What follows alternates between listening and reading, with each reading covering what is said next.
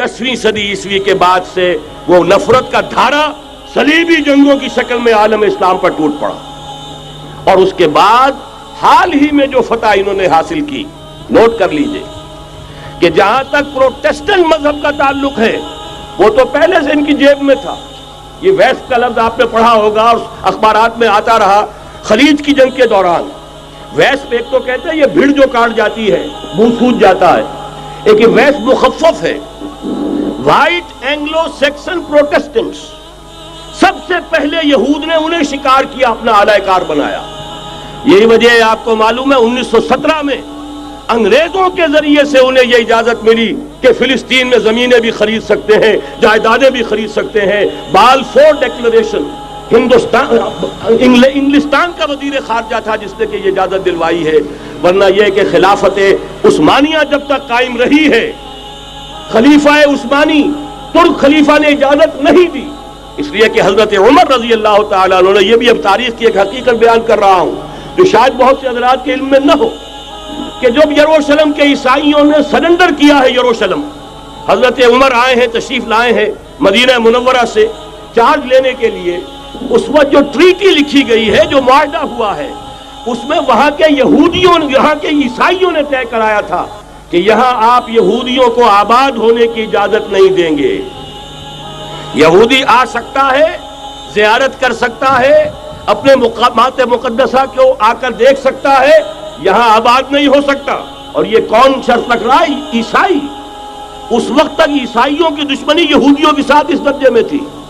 और यही हजरत उमर रजी अल्लाह तआला अन्हु की वो शर्त थी कि सलातीन उस्मानिया, खुलफाए उस्मानिया ने भी, हालांकि यहूदियों ने बड़ी से बड़ी रिश्वत देने की कोशिश की है, सुल्तान अब्दुल हमीद खान को यूं समझिए कि सीमो जर से खरीदने की कोशिश की है, लेकिन इसके बावजूद उनका कि जो फैसला हजरत उमर कर गए थे, जो कमिटमेंट रजी अल्लाह तआला अन्हु उनकी है, मैं उससे सरे मुंह इन्हिराफ नहीं कर सकता। असल में उसी की तो सदा है जो फ्री मेसनरी के जरिए से खिलाफत का खात्मा कराया गया, कि यही सबसे बड़ी रुकावट है।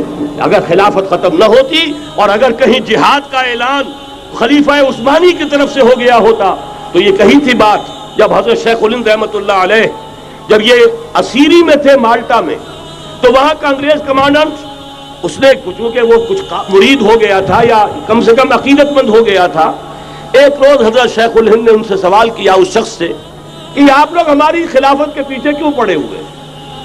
ये तो बीमार, तुम खुद कहते हो, यूरोप का मर्द बीमार तुर्की, आपको क्या डर है इससे? आप क्यों इस बेचारी खिलाफत के डर पे हैं? उस शख्स ने जवाब दिया था, मौलाना इतने भोलपन के साथ बात ना कीजिए, हम भी जानते हैं, आप भी जानते हैं, अगर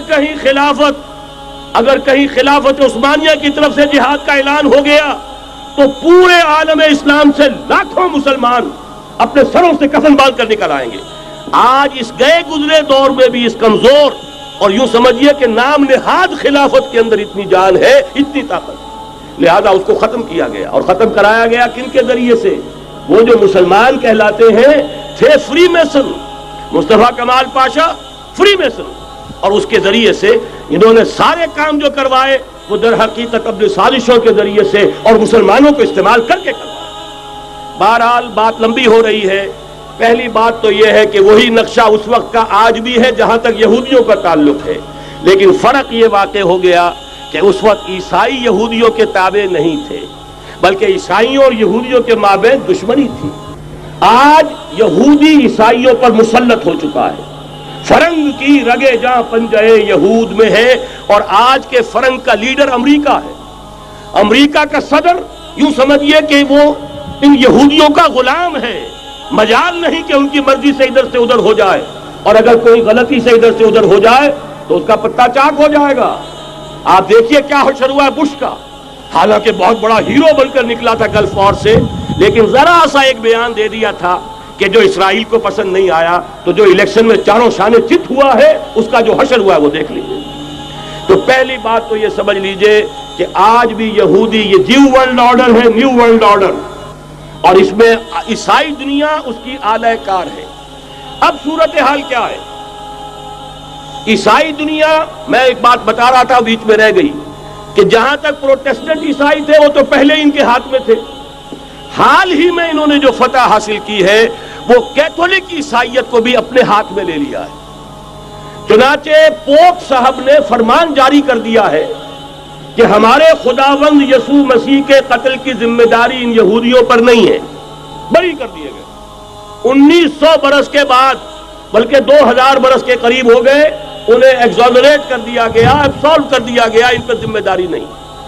نتیجہ یہ نکلا ہے کہ ابھی چند مہینے پہلے جو مذاکرات صلح کے ہو رہے تھے، جن میں یاسر عرفات بھی تھے اور یہ اسحاق رابین گیا ہوا تھا واشنگٹن، وہاں سے واپس آیا ہے تو روم میں رک کر پاپائے روم سے ملاقات کر کے تشریف لائے ہیں، انہیں دعوت دی ہے کہ یروشلم آئیے، اور ویٹیکان نے تسلیم کر لیا ہے اسرائیل کو، اور ویٹیکان کا اب جو ہے ایک ایمبیسی، اس کا جو ہے سفارت خانہ وہ یروشلم میں بننے والا ہے، اور پوپ صاحب بھی وزٹ کرنے والے ہیں۔ گویا کہ یہ گٹھ جوڑ اب مکمل ہو چکا، اب کہیں اس میں کوئی کمی نہیں رہی۔ اس یونائٹڈ فورس کے ساتھ یہ نیو ورلڈ آرڈر اس وقت عالم اسلام پر حملہ آور ہے۔ اب اس میں نوٹ کیجئے کہ اس وقت کی فضا ہے کیا۔ عالم اسلام میں سے عالم عرب ان کے شکنجے میں جا چکا،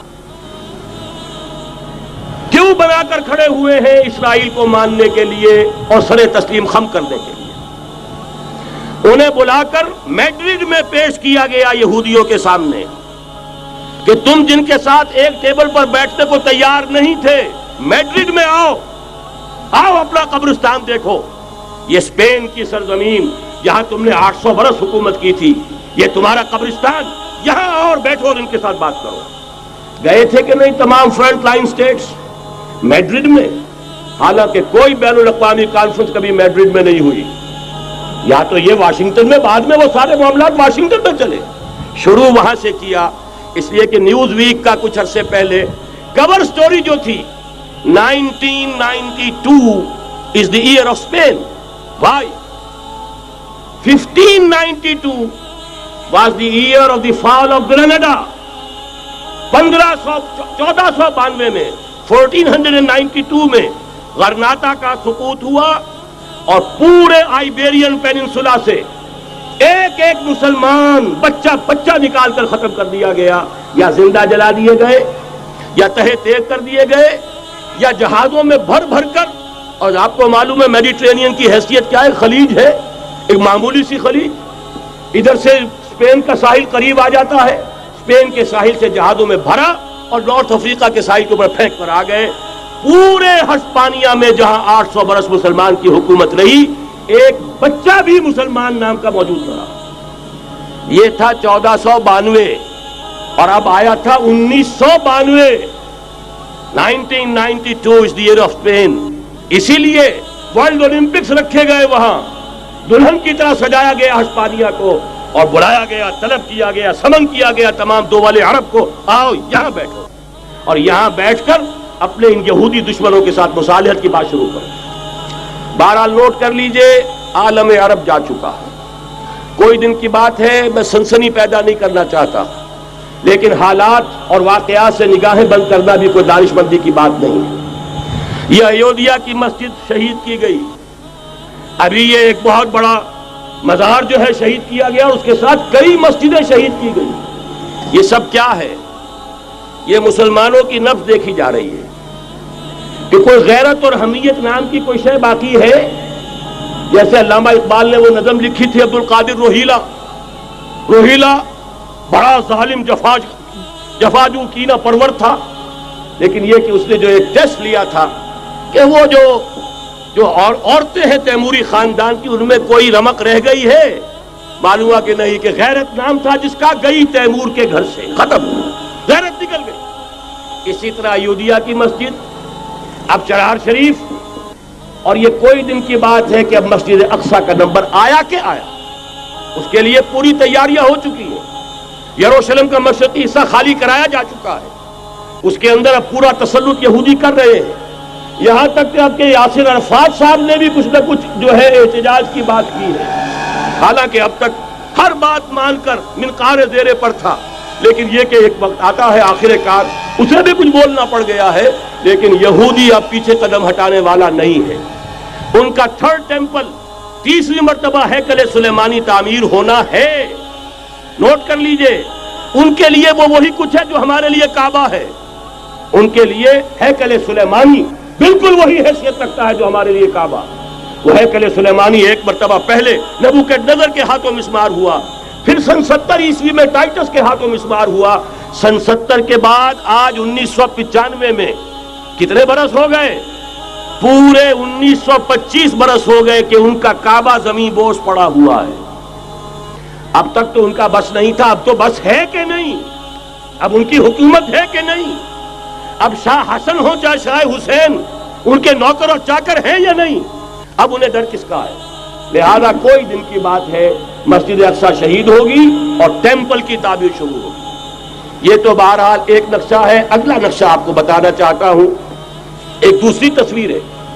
یہ تصویر ہے زمینی، ایک تصویر ہے آسمانی.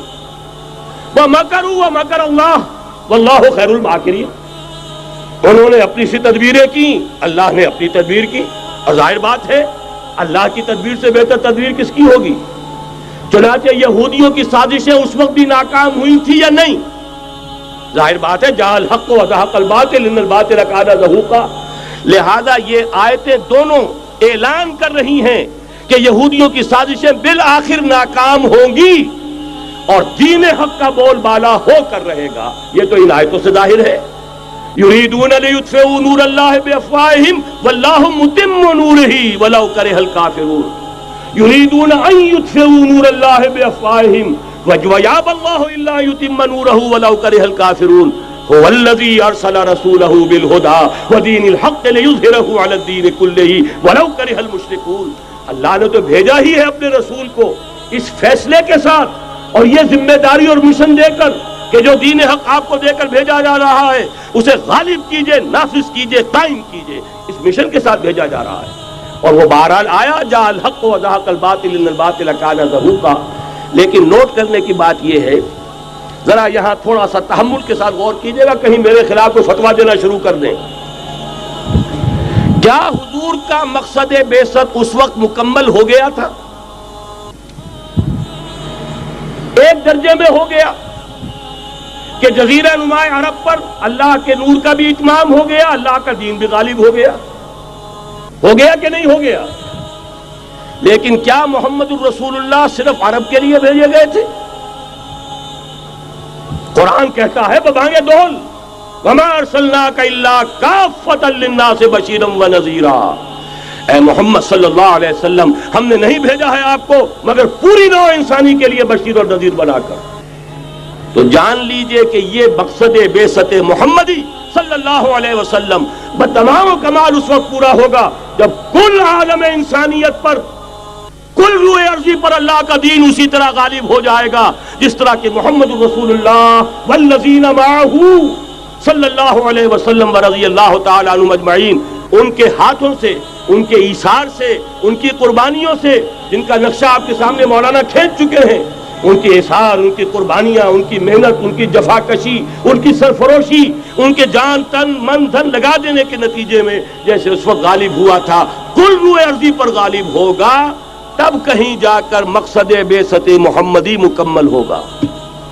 یہی وجہ ہے اقبال نے کہا تھا وقت فرصت ہے کہاں، کام ابھی باقی ہے، نور توحید کا اتمام ابھی باقی ہے. لیکن ساتھ ہی خوشخبری بھی دی تھی، یہ چمن معمور ہوگا نغمہ توحید سے. آئے گا وہ دور، یہ چمن معمور ہوگا نغمہ توحید سے، لازماً آ کر رہے گا.